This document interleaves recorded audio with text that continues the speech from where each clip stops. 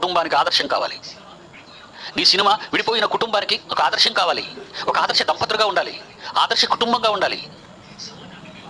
సమాజాన్ని మేల్కొల్పడానికి, పాపాల నుండి సమాజాన్ని బయట పెట్టడానికి నువ్వు నటించాలే తప్ప చెడపటానికి. అందుకే బిజినెస్ బాగుంటుందండి. ఏదంటే డెవిల్స్ యాక్ట్స్ ఇవన్నీ కూడా సాతాను దుశ్చర్యలు ఇవి.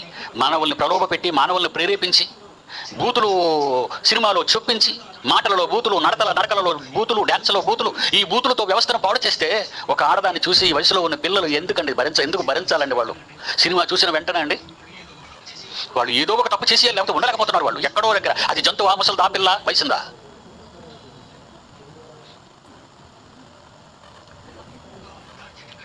ఆవును తాడి చెట్టు కట్టేసి లైంగిక దాడి ఏంటండి? మన వార్తలే. పాపం దానికి ఏం తెలియదండి.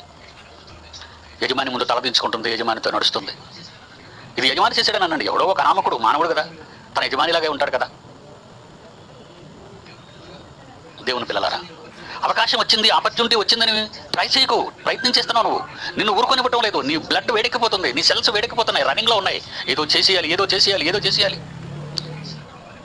ఎయిడ్స్ లాంటి రోగాలు ఎంటర్ అయితే, లేదా సరికొత్త రోగాలు నీ కలయిక వలన పుడితే, అది ఒక పెద్ద రోగమై ప్రపంచాన్ని కబలిస్తుంటే ఎయిడ్స్ లాగా. దేవుని పిల్లలారా, చాలా దారుణం.